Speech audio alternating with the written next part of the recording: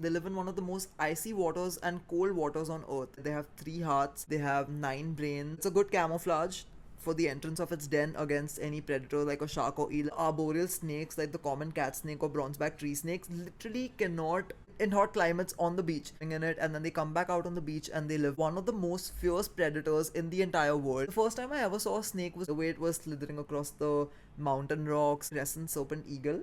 I've seen grey fronted green pigeon. There was a banana slug, okay, and it was a really huge tall tree with a hole in the middle, like a hollow, and inside the hollow, popping its head out, was a really huge yellow thing that looked like a snake according to me at that time. I actually saw on the lamp post there was a really beautiful Atlas Moth. Killer whales that eat shark livers. You have some ecotypes of killer whales that eat dolphins, some that eat stingrays, some that eat turtles, some that eat really tiny fish like mackerel. Hi guys, welcome to my new podcast.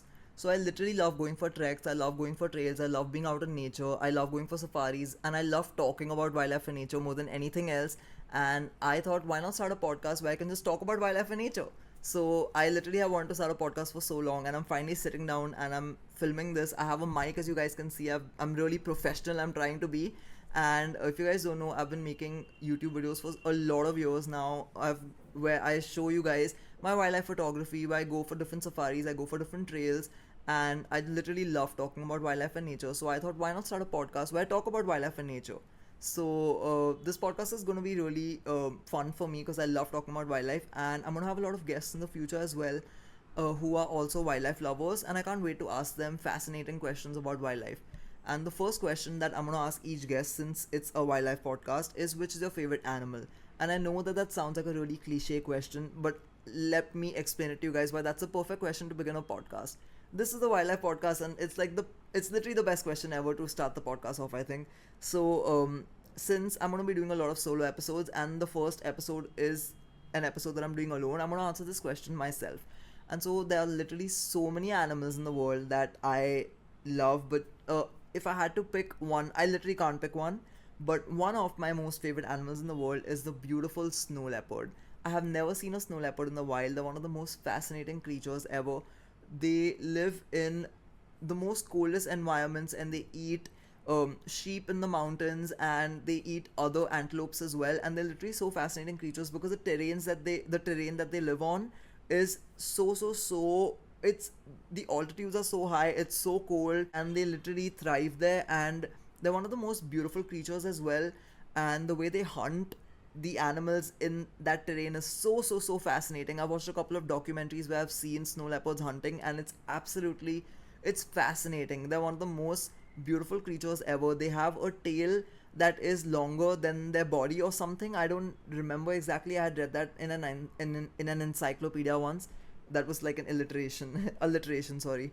But yeah, so definitely snow leopards are one of my most favorite animals in the world. And yeah, there are a lot more animals, but I'm going to talk about them as we go through the podcast. With the different questions, I'm going to talk about different animals. So yeah, the next question that I want to ask each guest when they come on the podcast is, which were your latest 3 wildlife sightings that you saw in the wild? And I feel like this is a really good question because this answer can change daily, because people see different animals in the wild. You can see, maybe you were sitting on your window and you saw a really beautiful kingfisher perched on a tree nearby, or you saw a black kite flying in the sky, or maybe someone went for a safari and they saw a tiger or a leopard or a lion, or maybe you went for a trail and you saw a really beautiful snake or a bird. So this question is so different, and the answers are so varied, that I feel like it's a perfect question to ask each guest, because the answers will keep changing, because like people see different animals in the wild. So yeah. So my latest 3 wildlife sightings were, I actually went for a trail today morning, and it was really beautiful because I saw a cormorant actually dive underwater and catch fish. I saw the cormorant actually perched on a branch near the pond, and then I saw it like swimming on the water like how a duck does, and then I saw it actually dive underwater. And if you guys don't know, um, cormorants are basically birds that I've seen so many times dive underwater. They catch fish and they come out and then they eat the fish, and then their wings are really wet, so they perch themselves up on branches or like a tree near the pond, where they spread their wings and they let their wings dry so that they can fly again. But cormorants are literally one of the most beautiful birds. So I saw cormorants. That was one of my latest 3 wildlife sightings. I saw a lot of cormorants near the pond, and I saw a cormorant catch a fish. Um, the second latest wildlife sighting I saw a really beautiful Indian rat snake that was slithering in the dry leaves really far away. It was really beautiful during the morning trail as well. It was one of the most beautiful snakes that I've seen, and I saw a really beautiful butterfly as well, but I don't know which species it was. But I saw a really beautiful Asian paradise flycatcher. They're one of the most beautiful birds, and it was perched high up. It was perched high up on the tree near the pond as well, and really what a beautiful bird. I also saw a few glossy ibis. Okay, so that's four latest wildlife sightings. But yeah, I saw a couple of glossy ibis as well during the trail. So really fascinating. So yeah, I'm trying to think. I saw a lot more birds, but yeah, latest three. Okay, so these were the latest three wildlife sightings that I saw during the trail. Okay, so next, I actually wanted to talk to you guys about fascinating animals. And this is such a cool topic because there are literally millions of animals that I find fascinating in this world. Literally millions. And I thought, why not talk about five animals that I've randomly picked to talk about in this podcast today. And I'm gonna make different podcasts where I talk about different animals that I find fascinating because there are literally millions that I find fascinating that I want to talk about.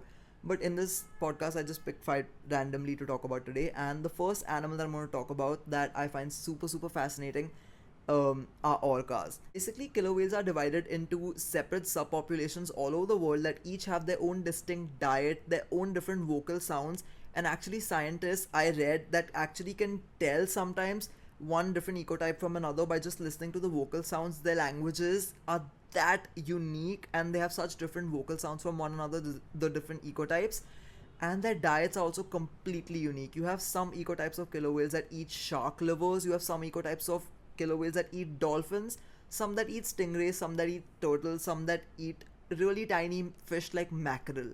So it's super fascinating, and I'm going to go into great detail about this with you guys. And I'm going to be talking about some different examples of different ecotypes all over the world to give you guys an example of how diverse their diets can be. Okay, so for example, I'm going to be talking about the different ecotypes in the North Pacific right now. Okay, so in the North Pacific, there are the resident killer whales, the big killer whales, and the offshore killer whales. The resident killer whales mainly eat fish, okay, like Chinook salmon, which is their primary food source. So they're eating small fish like the salmon, medium sized fish. Whereas the big killer whales, okay, literally eat seals, sea lions, and harbor seals. How fascinating is that? And the third ecotype example that I'm going to be talking about in the North Pacific are the offshores. Now, this ecotype of killer whales mainly eats shark livers, and that is so fascinating how these three ecotypes may sometimes cross one another's paths in the ocean while swimming, but they know that they have completely different diets from one another, and that's so fascinating. How literally one ecotype can be eating Chinook salmon, and one can be eating harbor seals, and one can be eating sharks. And I'm gonna be giving you guys a few more examples of different ecotypes that I find super fascinating. So in the North Atlantic, there is the type 1 and the type 2 ecotypes of killer whales. The type 1 mainly eats schooling fish like mackerel and herring. Okay, really tiny fish, as you guys can imagine, schooling fish. And whereas the type 2 in the North Atlantic, they're known to eat even dolphins. So this is so fascinating how, again, you have two ecotypes that, yes, they do somewhat look similar. They also have a lot of different physical traits, but they have completely different diets. And this is so fascinating how one ecotype is eating tiny fish, whereas one is eating literally huge dolphins. And I find that so fascinating. And I'm going to talk about the different ecotypes. I'm going to give you guys a few examples of the ecotypes in the southern hemisphere as well, because I find even those so fascinating. So in the southern hemisphere, the ecotypes of the killer whales that I'm going to be talking about are the type A, type B1, type B2, type C, and type D. So the type A killer whales ecotype in the southern hemisphere mainly eat minke whales. Okay, you guys, minke whales they eat. Type B1, they are known to eat seals, but they are the ones that are known for the unique hunting method where they literally beach themselves on the shore to catch the seals. And it's so fascinating how that particular ecotype has been observed to do this hunting mechanism. And the type B2 ecotype of killer whales are mainly known to eat penguins. And literally, you guys, it's so fascinating how these different ecotypes have such varied diets. And basically, the type C ecotype of killer whales in the southern hemisphere are known to eat Antarctic toothfish, and they live in one of the most icy waters and cold waters on Earth. And the type D ecotype of killer whales in the southern hemisphere are actually known to eat Patagonian toothfish, and they live in one of the most stormy waters on Earth. And there actually have been a few reports that I've read about online in some articles that this particular ecotype are one of the smallest ecotype. They're found in the most stormiest waters, and there have been some instances where this ecotype actually steals Patagonian toothfish from the nets of fishermen that are trying to catch fish over there. So this is literally so fascinating. And a few more ecotypes that I find super fascinating that I want to talk about. There's an ecotype of killer whales near Spain, near the Strait of Gibraltar, which basically are only known to eat bluefin tuna. Mainly, that's their primary food source.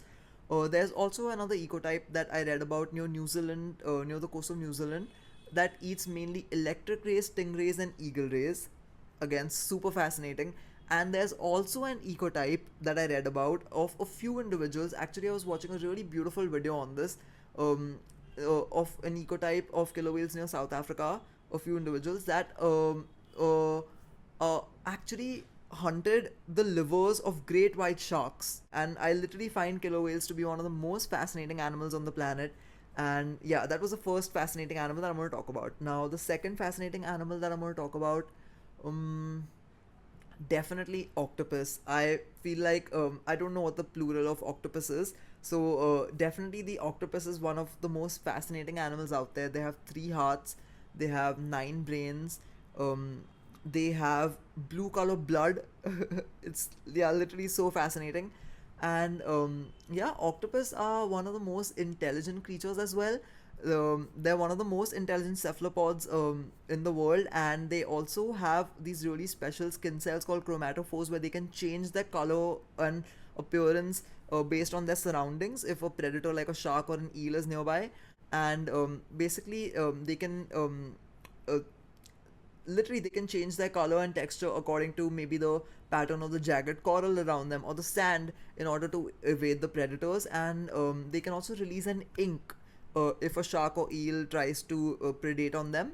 And that ink is not only, it doesn't only obscure the vision of the predator, it actually has an enzyme in it that can dull the sense of smell of the predator temporarily, so that the octopus can like escape through the corals and all. And temporarily the sense of smell of the predator is a little bit dulled so that it can't manage to track the octopus through the corals and the octopus escapes. So octopus are generally one of the most fascinating creatures. I also was reading up about this once, about how octopus, a lot of times octopus basically eat crawfish, they eat crayfish, they eat crustaceans, they eat mollusks. So there are a lot of discarded shells that they don't eat. So they basically they set these up outside their dens. So the discarded shells sometimes, or some stones that were probably there in the mollusk that were stuck there or something. Basically, these discarded shells or tiny bits of stones or anything, they basically actually put this outside their den. And it's called, it's there's a term for it. I'm not sure. Octopus garden, I think it's called an octopus garden, something that's like a term given to it that the octopus make outside their den. And basically it serves two purposes. It's like, it's also like, it's a good camouflage for the entrance of its den against any predator like a shark or eel that would swim nearby. So it's really well camouflaged. And sometimes also the structure of the den is like reinforced by putting these discarded shells. So it's really fascinating. I find octopus, I don't know the plural again, but I find octopus to be one of the most fascinating animals ever. And they're generally really intelligent cephalopods, and they're really beautiful. And basically they only have one hard part in their entire body, the beak, and the rest of their body doesn't have a single bone. So it's literally super fascinating, you guys. Octopus are one of the most fascinating creatures out there. And yeah, and now the that was my second fascinating animal that I spoke about. And the third animal that I'm going to talk about that I find super fascinating, oh my god, yes, the Baya Weaver bird. I find the Baya Weaver birds to be one of the most fascinating birds in the entire world, okay? Because they're literally, first of all, they're the most beautiful birds, and the the way they build their nest is so fascinating. I have seen a couple of Baya Weaver bird nests during trails, during safaris, and I'm just gonna add a few videos over here so you guys can see what a Baya Weaver bird nest looks like, and in case you haven't seen one. And basically, Baya Weaver birds, as you guys can see, the nests are really fascinating because there's like a vertical tube, okay, that goes down like a vertical narrow tube, and basically that has been structured in such a way by the Baya Weaver that a lot of the arboreal snakes, like the common cat snake or bronzeback tree snakes, literally cannot. Even if they manage to, then there's another whole separate entrance that I'll explain to you guys to the nest. But most of the times, the structure of the nest is in such a way that that vertical tube that opens from the bottom, the bronzeback tree snakes and other arboreal snakes, most of the times cannot get in there.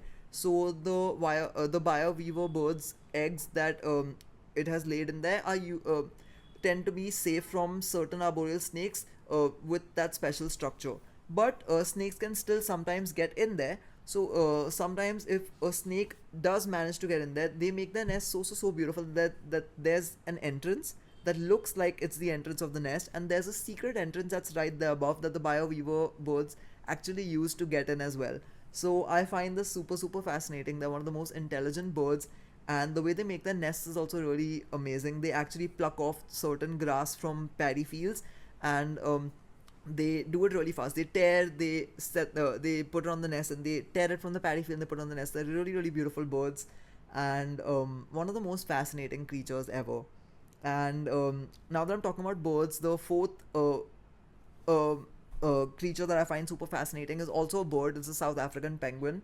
And I find them fascinating because, unlike fairy penguins, which are the smallest penguins in the world, emperor penguins, which are the biggest penguins in the world, South African penguins are basically penguins that live on certain beaches in South Africa in hot climates on the beach. They build nests on the beach, they eat fish and squid from the ocean after swimming in it, and then they come back out on the beach and they live there. And it's so fascinating how you have a species of penguin that literally lives in a hot environment and thrives on the beaches, on certain beaches of South Africa. So I genuinely find South African penguins super fascinating as well. And the fifth animal that I find super fascinating, oh, definitely the dhole. I feel like dholes are one of the most fierce predators in the entire world. I've seen them a lot of times during safaris.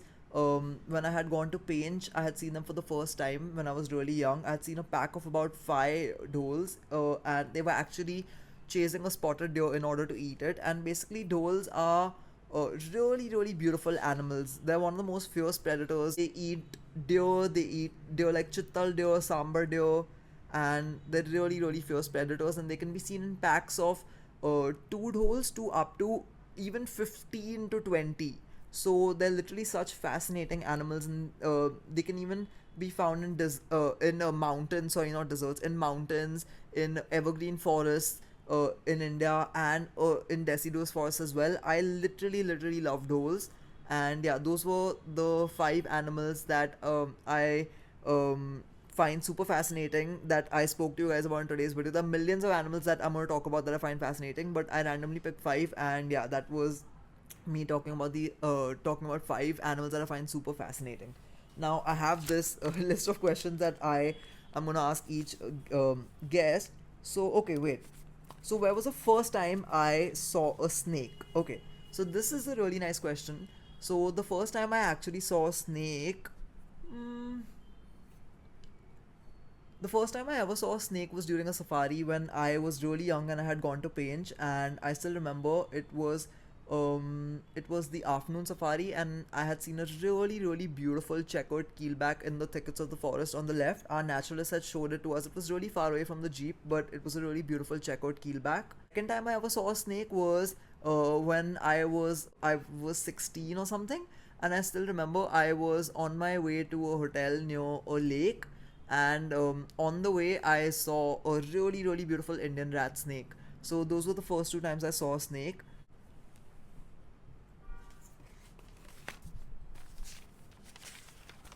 Okay, so out of all the snake species that I've seen in the wild, which is my absolute favorite? Okay, so I've literally seen so many snakes during the safaris and trails that I've gone over the past so many years. And definitely my absolute, I have three wildlife snake sightings that were my absolute favorite. I had gone for a morning trail a couple of months ago, and I saw a really beautiful Dumerils black-headed snake. They're one of the most rarely seen snakes because they're really tiny snakes, and they spend most of their life in leaf litter. They're fossorial snakes, and I saw one. They're crepuscular as well, so really specific times that they are active. And apart from being crepuscular and fossorial, they're just really rarely seen. So it was really delightful that I got to see a really beautiful Dumerus black-headed snake in the wild, and that was definitely one of the most beautiful sightings. I also really one of the best sightings that I saw was when I saw a Sayadri wine snake a few years ago. That was definitely a really beautiful sighting because I've seen a lot of wine snakes, but I had never seen a Sayadri wine snake, and they're such well camouflaged snakes, and it was really high up in the tree perch, but it was one of the most beautiful snakes that I've ever seen. And my third most favorite sighting of a snake that I saw was the Gunther's Racer. I had gone for a mountain trek, and I remember me and the naturalist had spotted a couple of bullfrogs. We had seen a couple of fungoid frogs. We had seen a lot of beautiful birds as well, like the blue-tailed bee-eater, and a couple of birds of prey like the buzzard and kestrel. So it was a really beautiful bird watching day as well. But we saw a really small snake, and it was a really beautiful Gunther's Racer. It was slithering through the rugged rocks of the mountain. It was really, absolutely, what a breathtaking sight. Really beautiful snake. And I remember the naturalist explained to me that Gunther's racers are snakes that are really rarely seen, and it's one of the most beautiful sightings of a snake that I've ever seen. The way it was slithering across the mountain rocks, and really, what a beautiful snake, you guys. So those are my three most favorite snake sightings that I've seen, and that was literally amazing. Oh, but the question was, which is the favorite snake species? Okay, but I told you guys my favorite snake sightings. Okay, so my favorite snake species. Uh, my favorite snake species has to definitely be the checkered keelback. I think that they're the most beautiful snakes because I've seen them in so many different places, so many different trails that I've gone to. Many times I've seen them basking near the pond or swimming near the shallow edges of the pond. They're really beautiful snakes, and I love checkered keelbacks. They're one of the most beautiful snakes ever. Okay, so what else did I do related to wildlife this week? Okay, so I went for a couple of more trails this week where I went bird watching. I saw really beautiful birds, and I saw I had gone bird watching in the morning where I saw the Tickle's blue flycatcher. That was a really beautiful bird. I saw the hoopoe, which I hadn't seen in a few years. The last time I saw the hoopoe was in I think it was in Kanha National Park during a safari a couple of years ago. But I saw hoopoe during the morning trail as well, so that was really fascinating. Um, I saw the water hen. I love water hens. They're really beautiful. I saw the white-throated kingfisher. I saw a common blue kingfisher, cormorants, a really beautiful turtle as well near the pond basking, and yeah, that was the trail. And yeah, a few days ago I also went to a bird sanctuary that was really beautiful. When I went to that bird sanctuary, I saw the ibis. I also saw a really beautiful crescent serpent eagle. I've seen a couple of crescent serpent eagles in Painch, but it was the first time that I've seen one so close to home. And crescent serpent eagles are really beautiful because their main source of food is snakes. So wherever you see a crescent serpent eagle, there are definitely a lot of snakes in that area. And I also saw for the first time in my life, I saw a gray fronted green pigeon. um, a few months back was the first time I saw the yellow footed green pigeon for the first time, and now I saw the grey fronted green pigeon. It actually came by the pond to drink some water, and it was so cautious of the water. It was such a beautiful bird, you guys. One of the most beautiful birds that I've ever seen. Literally, such a beautiful bird. So, that was those were the different birds I saw. I also saw when I'd gone to a bird sanctuary, I also saw a few macaques. I saw a few langurs eating leaves perched up on the tree. I saw a really beautiful Brahmini kite as well. Um, a few babblers. I saw a yellow-throated sparrow for the first time as well. I had never seen a yellow-throated sparrow before. So it was overall a really amazing experience. I had a lot of fun going to different wildlife places this week. Okay. Mm, okay, so which is the most weird place I've ever seen an animal? Okay, so this is a really weird story. So I was when I was young, I had actually gone when I was in San Francisco. I was going to Muir Woods. So when I went to Muir Woods, basically there was a banana slug. Okay, and I didn't know what a banana slug was. I'd never seen a picture of it, and I still remember it was a really beautiful. It's a really beautiful evergreen forest with a lot of streams and everything, and there was a really huge tall tree with a hole in the middle, like a hollow, and inside the hollow, popping its head out, was a really huge yellow thing that looked like a snake according to me at that time. And it was actually a banana slug, and I remember asking the naturalist, oh my god, is that a yellow color snake? And the naturalist was like, no, that's a banana slug. So that was super fascinating, because usually I've seen so many snakes pop their head out, like a lot of times Indian rat snakes and checkered keelbacks, and a lot of different snakes will actually pop their head out of like their habitat, whether it's like leaf litter or rocks. They just pop their head out um, look at the surroundings. And the way that banana slug was shaped, I literally thought that I had seen a snake, and I was really young back then. I was literally a child, but I still remember I asked a naturalist, is that a snake? And super fascinating. But that was the first time I saw a banana slug. Really one of the most beautiful creatures that I've ever seen, and really big for a slug, you guys. Like, I did not know slugs can get that big. So that was literally one of the most weird places that I ever saw an animal, because it was just popping its head out of that hollow in the tree, and it literally looked super fascinating. Okay, so apart from snakes, which other animals do I love? I literally love so many animals, you guys. I just spoke about so many animals, and I literally love so many different animals. I love bird watching as well, and I just literally love so many animals, and I don't know which animals to pick to talk about. So let's get to the next question. What's one wildlife sighting that I saw but didn't manage to get a video of? Okay, so this is a really cool question, because I basically had gone for a trail a couple of years ago, and there was a bronzeback tree snake that was slithering up a tree trunk. And bronzeback tree snakes are completely amazing climbers. They're arboreal snakes, and I've seen them slither up trees many times, but this sighting was so special because the tree trunk was so big, and the bronzeback tree snake was literally like almost like this on it, like, you know, like not vertical but like this slanting, and it had almost its entire body that was slithering up, and it was such a beautiful sighting. But my phone battery was really less that time, so I didn't take a video of it. What a beautiful sight, you guys. um and yeah, I wish my phone battery was not that less, so I could have taken a video of it. But literally, that was one of the most beautiful wildlife sightings that I saw that I didn't manage to get a video of. Okay, so which is the one snake that I've always wanted to see but I haven't seen yet? Okay, so there are literally so many snakes that I haven't seen that I've always wanted to see. But definitely on my list would be the yellow-bellied sea snake.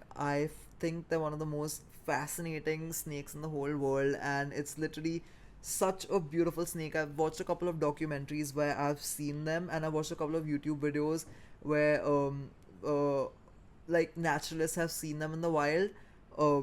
But it's such a fascinating snake, you guys. They're literally one of the most highly venomous snakes in the world, and they're one of the most beautiful snakes that I've seen. And another snake that's definitely on my bucket list. I've never seen.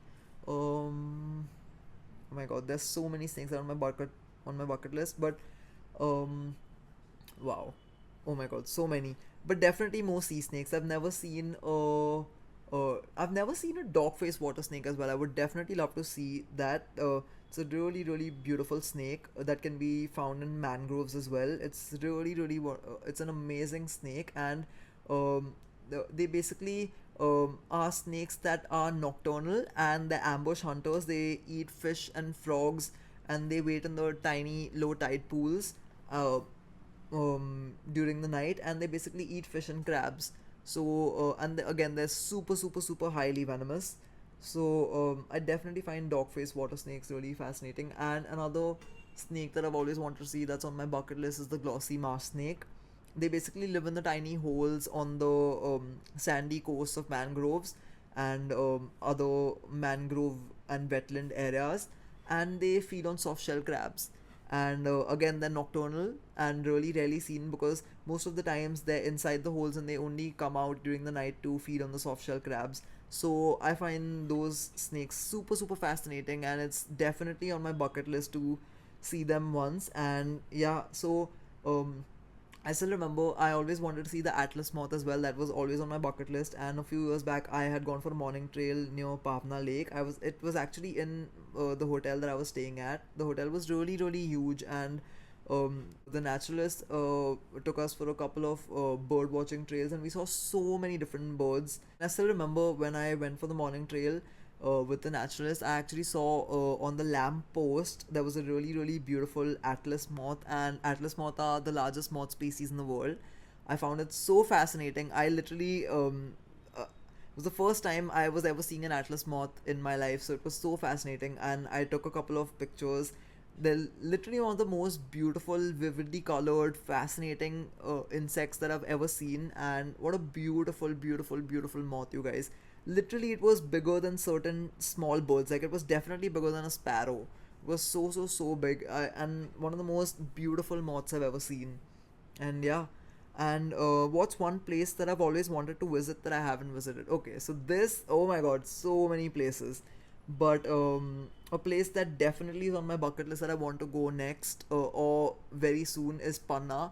I love Panna because I've heard so many stories from naturalists about how they've seen hyenas there, they've seen sloth bears there, and the terrain of Panna is so so so unique. How the landscape has so many rugged mountains and such beautiful safari paths, and how it's so so so different from so many different other parks. And a few naturalists have also told me that they've seen so many vultures there. And literally, you guys, it's one of the most beautiful places. I would love to go to Panna because vultures are one of my favorite birds. I've seen a few Indian vultures in Painch, and I've seen a lot of Indian vultures in Kanha. um, but I would love to see vultures nesting and living on the rugged peaks of the mountains of Panna, and see a sloth bear foraging on some fruit, or a beautiful solitary striped hyena. It would be absolutely fascinating. So Panna is definitely on my bucket list, and I would love to go there. And another place that's on my bucket list is definitely Kaziranga, because it's one of the most fascinating places ever in the world. It has such an amazing population of rhinoceros, elephants, water buffalo, and it's generally one of the most fascinating places ever. There are also a lot of different beautiful herpetofauna over there, banded crates and different even apart from the reptiles, a lot of different mammals that I have never seen before. Okay, so another question that I'm gonna ask each guest is, I already asked them the question that if they could go to one place that's on their bucket list related to wildlife, what would it be? But the next question is, which is one place that you visited already related to wildlife or nature that is your absolute favorite till now? And oh my god, you guys, my answer is going to be such a long answer. So basically, when I was really, really, really young, I went to Painch National Park for the first time. And let's just say I always loved animals since I was like literally since I was a tiny baby. As tiny since I've been, I've always loved animals. My parents always tell me that.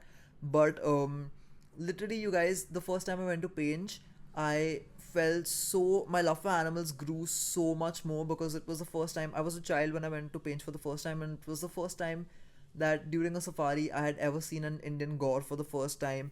I had ever seen a sambar deer for the first time, a chital deer. I was barely 10 years old at that time, and seeing all these animals in the wild, a pair of leopards coming down a mountain, a tiger hunting, wild boar, so many different animals. I saw the small Indian mongoose, a ruddy mongoose, and a small Indian civet, an Asian palm civet. Um, so many different animals that I saw for the first time in my life in Painch in the wild, and it was a truly fascinating experience. And I have gone to Painch so so so many times. I think so many times after that.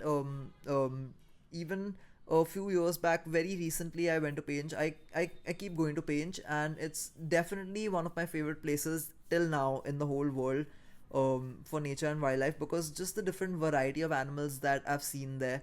And I still remember I went for a night safari in Painch, and the night safaris are conducted in the buffer zone. and I had seen a porcupine for the first time in the wild over there, and a few Indian hares. I saw a nilgai. I saw the Indian nightjar, and there are many more places which are my favorite places in the world. Kanha is definitely one of the most beautiful places that I've ever been to. I was staying at a really beautiful hotel that was luxury tent themed, and I still remember the few days I was staying there. Each morning I would see the pond beside my beautiful luxury hotel tent. There was a tiny kingfisher that used to come each morning and look at the pond and try to hunt for fish. And it was so fascinating, you guys. And it was genuinely one of the most beautiful places ever. Kanha is really one of the most beautiful parks that I've ever been to. I saw so many tigers there. I saw so many different species of antelope. I saw the barking deer over there, and I've seen barking deer many times before, but barking deer are usually really shy in nature and they're solitary, unlike other species of deer like the spotted deer. So barking deer I've seen only a couple of times in the wild, and I remember in Kanha I saw them quite a lot. So Kanha is definitely one of the most beautiful, and I also love the difference in the terrain in Kanha every few minutes. That a few minutes you're on a grassland area, and then a while later you're like in a mountainous terrain patch, and then there's like deciduous forest on either side. It's definitely one of the most beautiful forests that I've been to. And yeah, those are a few places that I've been to that I really love. Also, I forgot to say this earlier, but one of the places that I have always wanted to go to for sure are definitely the Everglades as well. I love the Everglades. I've watched so many different documentaries. Actually, when I've been to Orlando so many times because I've been to Disney World. It's one of my favorite places in the world. So I've been to Disney World like so many times. And I remember I'd seen a lot of manatees, a lot of crocodiles, alligators in Orlando and Florida, a lot of ducks as well. But the Everglades is a place that I've always wanted to visit. Just the herpetofauna over there, the different kinds of reptiles and snakes that are found there. There's so many snakes and wildlife, and I would definitely love to go to the Everglades one day and see the beautiful wildlife out there. And there are definitely so many more places that I would love to go to. I would love to go to Javai as well, because I have seen so many leopards in the wild, but that habitat is so beautiful and unique with all the rocky terrain, and it's so beautiful, you guys. There's so many places that I want to visit. So definitely there are a lot of places on my bucket list that I want to go to. And okay, so my mic died while I was filming the podcast, and I was actually almost done with filming my podcast, so I'm just gonna do the outro now. This was literally such an amazing podcast to film. I love talking about nature and wildlife, and I genuinely had so much fun talking about wildlife and nature for an hour, and I can't wait to do this every week. I haven't decided the day I'm going to be uploading every week, but I think it's going to be every Tuesday or maybe every Wednesday. But I can't wait to see you guys every Wednesday and just talk about nature and wildlife with you guys. And I really hope you guys like today's podcast, and I'll see you guys in the next one. Bye guys, stay safe and always love nature.